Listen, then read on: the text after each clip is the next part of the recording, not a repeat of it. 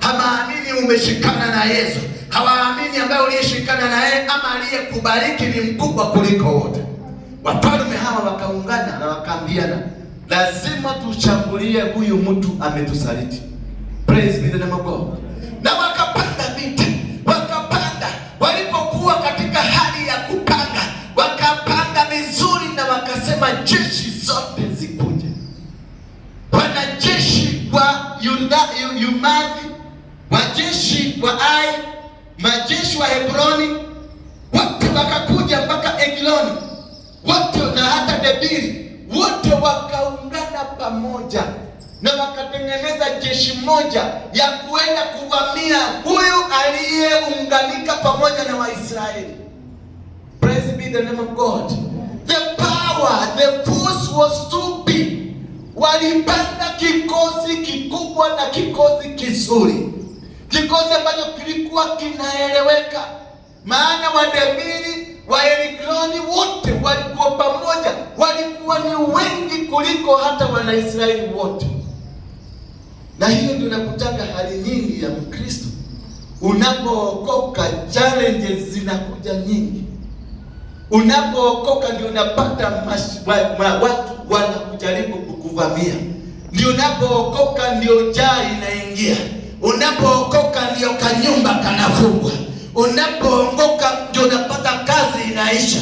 Challenges zinakuja nyingi. Kumbe wafalme ambao walikuwa wanakutumia, ufalme ambao ulikuwa ukikutesa, ndio huo umekasirika, unataka kuja kukupokonya, kukurudisha huko kaburini. Hawa wafalme walipoungana, wakapanga vita na wakajipanga vizuri, wakachukua missiles zao, wakachukua mabunduki zao, wakachukua hata makombora yao, ndio waende wakabomoe mji wa Gibeoni. Hawakuwa wanapanga kwenda kupiga Israeli, walikuwa wanapanga kupinga yule aliyeshikana na Israeli. Praise be the name of God. They don't gang against the spirit that led you to salvation. They gang against you who went to that spirit. Praise be the name of God. Amen. They don't gang against the blessing. They gang against the one who is blessed.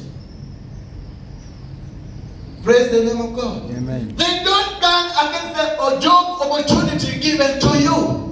They gang against you who has been given the job opportunity.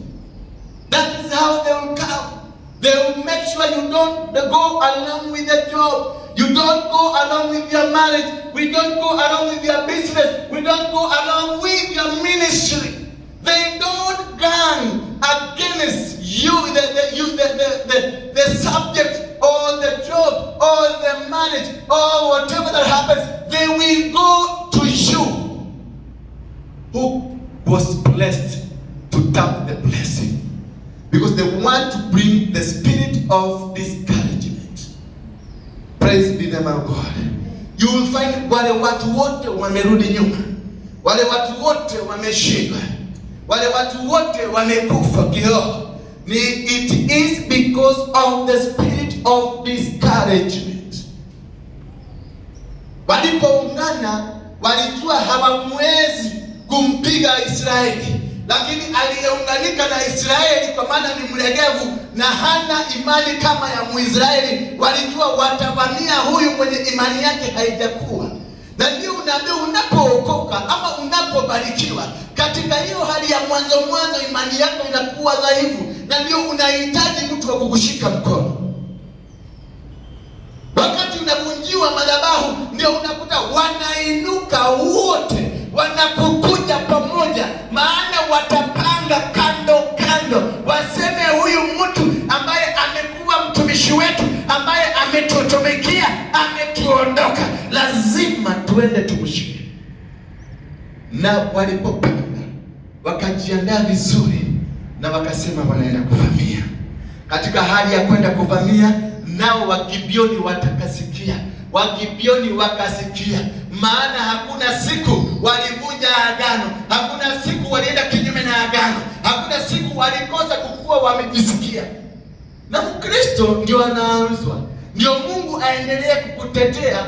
Endelea naye kujisikia ndani ya Kristo, endelea kuwa upright, endelea kukaa katika mapenzi ya Mungu, endelea kutembea katika mapenzi ya Mungu, ndio utawezeshwa kujua maadui wakipanda.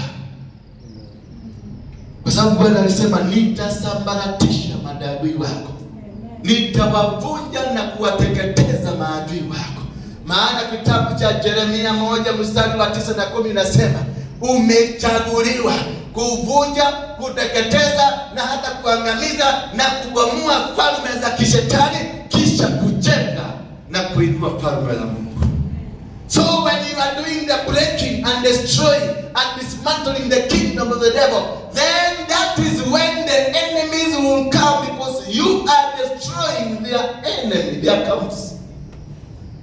You are destroying their powers and authorities. You are destroying what they feed on. You are destroying what they call theirs. That is when they plan. Immediately when you get into your victory, when you get into your breakthrough, when you get into your blessings, that is when the enemy will come to stop you from enjoying the fruits of the blessing. Praise be the name of God. That is when temptations are many. When you go and destroy or bring down an altar. Gideon, they planned to attack Gideon after he destroyed the altar of the father. That is when they went to the father and asked the father, can you bring your son? Because he has done an abomination.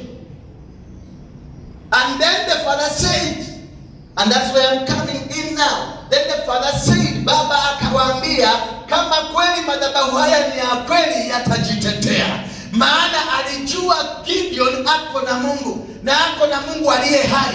Na baba alijua hakika amekuwa akiwaandaa wana wa hawa watu wa Gideoni. Watu alikuwa akiwaandaa, na yeye aliwamisiri kwa kaabudu Mungu ambaye hafai. Hapo baba alipoenda akaambiwa na wazee, ati mtoto wako ameangusha madhabahu yetu.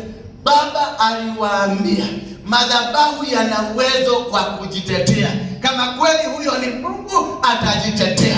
Na kwa sababu alikuwa anajua si Mungu ambaye walikuwa kiabudu, alikataa kuhusikana na wao kushambulia huyu. Maana alijua huyu amekuja, mtoto wake amekuja na Mungu wa kweli. Sasa hawa walijipanga na wakaenda kuvamia Gibeoni. Siku ile walijipanga, naye mfalme wa Gibeoni akampigia simu, akamwambia Joshua, kuja na ukuje haraka sana. Hapo ndio sasa imani yako inajaribiwa. Kuja na ukuje haraka sana. Kwa maana wafalme hawa wengine wote wameungana, wanataka kutumaliza, kwa sababu tuliungana na wewe. Wakati huo, wakati unaokoka, maana Yesu ndiyo mwokozi wa maisha yetu. Yesu ndiyo kimbilio letu. Yesu ndiyo mlinzi wetu. Wakati umeokoka, unajiachilia moja kwa moja, unajiachilia 100% kwa huyu mfalme Yesu, ndio akutetee. Wana wa Gibeoni walijiachilia kwa mikono ya Joshua.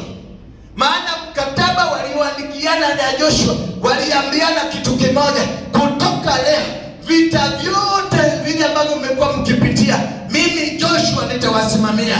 Lolote ambalo likuwa mngetandika, mimi Joshua nitasimamia. Kama kuna maadui, nitawasimamia. Kama kuna watu watakaoinuka kinyume, mimi nitawasimamia. Hivyo ndivyo Yesu alisema sisi ambao tumeokoka. Maana alituambia mizigo yote nileteeni kwenu.